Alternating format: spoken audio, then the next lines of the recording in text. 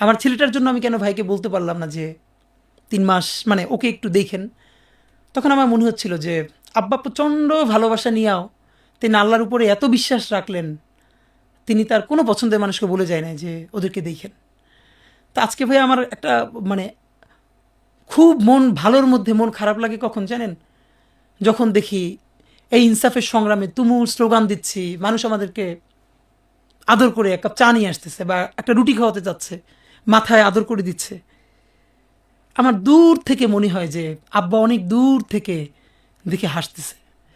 আমার জীবনে খুব তৃপ্তি হইতো যদি এইটা আব্বা কোনোদিন প্রকাশ্যে দেখতো, যে তার যেই ছেলে মেয়েগুলোর জন্য তিনি প্রচণ্ড কষ্ট নিয়ে মারা গেলেন, শেষ পর্যন্ত কিন্তু কাউকে বললেন না, তার ছেলে মেয়েগুলোরে আল্লাহ দেশের জন্য কিছু করার হইলেও সুযোগ দিছে।